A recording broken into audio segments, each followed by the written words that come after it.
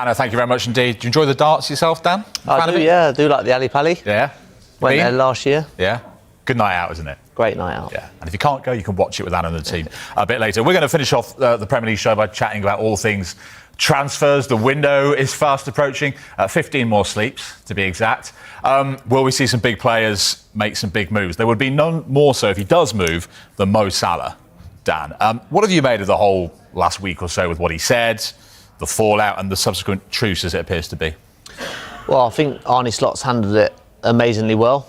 I think Mo Salah probably didn't get the reaction he probably wanted. I think with the fans singing Arne Slot's name away at Inter Milan, I think it was, showed a huge affection for what Arne's doing at the club and how he's handling the situation. I still believe they love Mo Salah. I still believe they want him to stay. I don't see Mo Salah leaving in January, partly because he's away for a month, so that deal is just too complicated, and you need longer than probably a month to sort it out, to be honest, with a deal of that size. Yeah, I see him going away, sort of getting forgotten about a little bit, and then coming back into the fold, and he'll come back into the team, and his form will probably be back because he'll play really well over there. But yeah, I see him getting integrated back into the Liverpool side. What do you think, Dave? I mean, how likely is it that he is still a Liverpool player when that window shuts? Well, I think, as Dan says quite rightly, one, he is away at the moment at the Africa Cup of Nations, and if Egypt make it all the way to the final, he's probably not going to be back at his club until 10 or so days, maybe fewer days, before the end of the transfer window, which makes it extremely difficult then to do a deal. There's always, when you talk about Mo Salah, in the background are clubs in Saudi Arabia. Those would be the type of clubs that could finance this kind of move. I think from their point of view, and our chief reporter, Kaveh Solakol, has been talking about this a lot over recent days, there would have to be a show of desire from Mo Salah to leave Liverpool in order for the Saudi clubs to make their move. Al Ittihad, Al Hilal are the two that have shown the most interest over the last couple of years.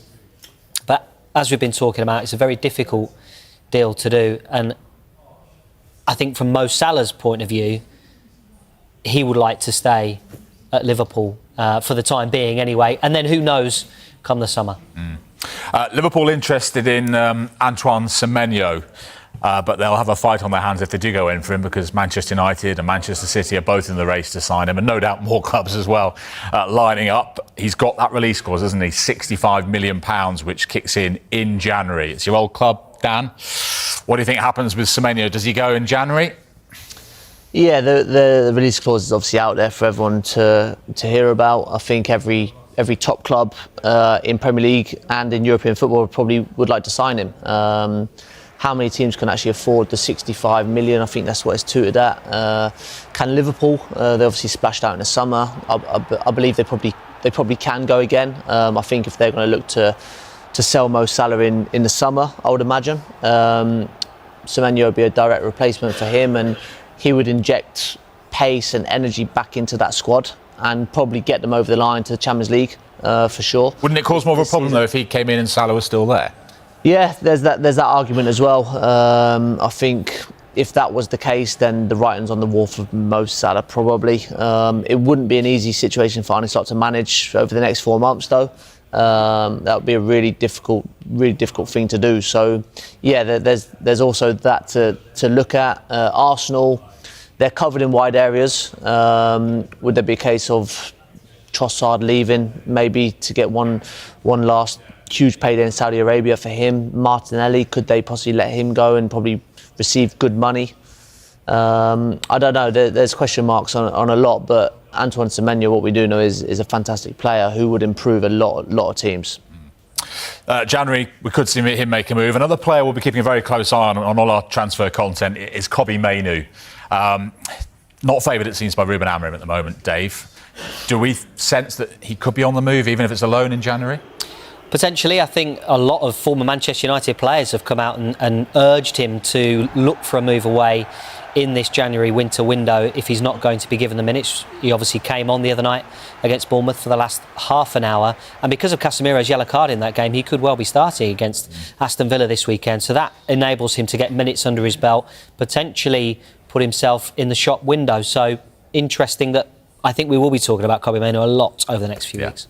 And the transfer chat is only going to intensify as January approaches. And just to let you know, we have 2 special editions of the Transfer Show coming your way next week. Tune in at 12 p.m. and 4 p.m. on Monday for all the very latest transfer news. Before that, so much Premier League football to come.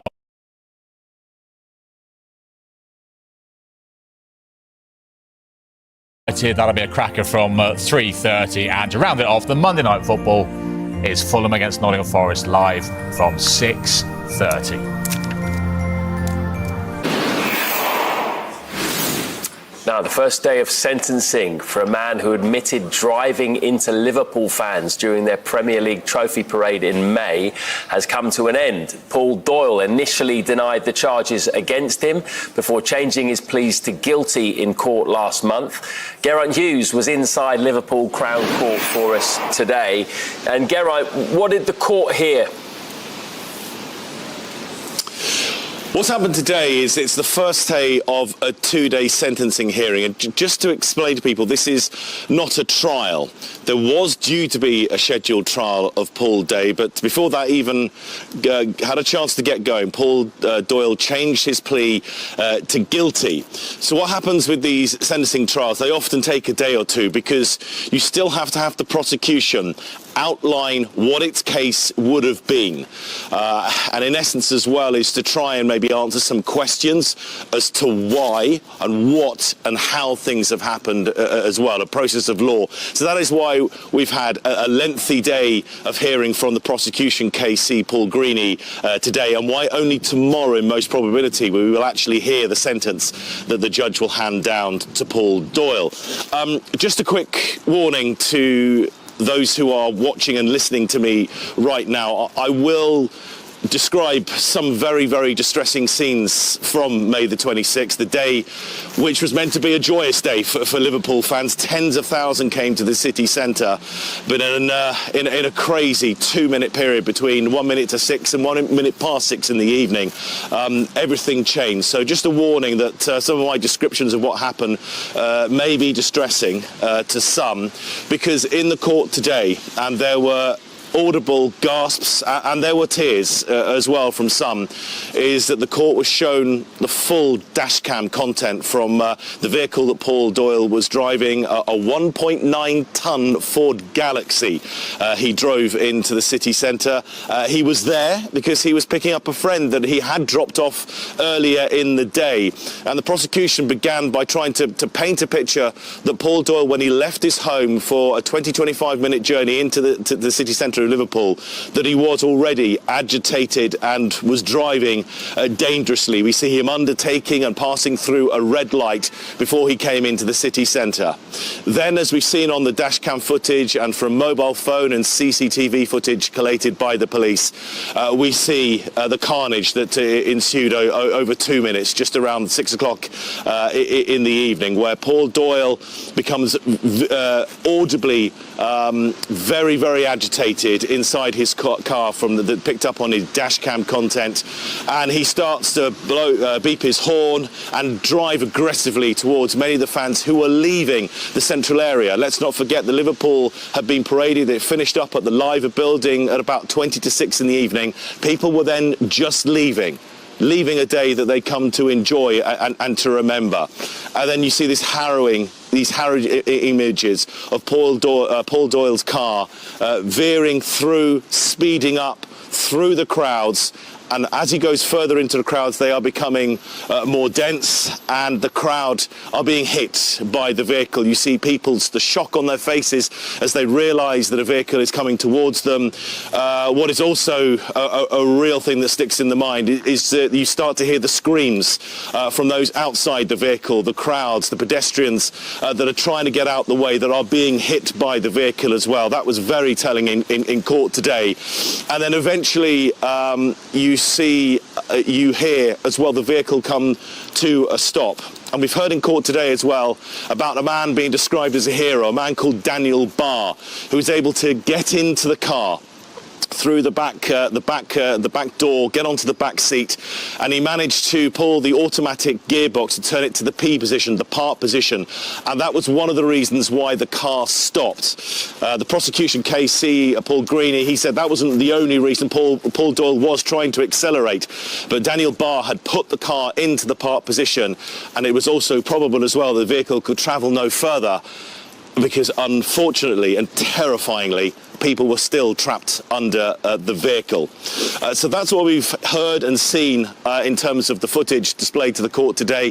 This afternoon we've been mainly hearing from personal victim impact statements from the many people caught up with this. Let's not forget 134 people were injured. There were 31 charges against Paul Doyle. I will not go through them all, but I'll give you a sense is that many people are suffering with mental health issues, anxiety, depression, fear of crowded spaces, frightened to go out. We've heard from a Liverpool fan, well, they were all Liverpool fans, but one who's a regular at Anfield that says when he goes to Anfield to watch Liverpool, all he can think about are the events on Water Street. When Liverpool score a goal, all he can think about are the events on Water Street. And we also heard from a young 12-year-old girl as well, her statement read out in the court that said, I went there because it was the best day of my life. It started as the best day of my life, and it ended as the worst day of my life. So that's what's been played out in the court today by the prosecution, going through the images and their case, and also starting to hear those personal victim impact statements. So Doyle will be back in court tomorrow. What will happen?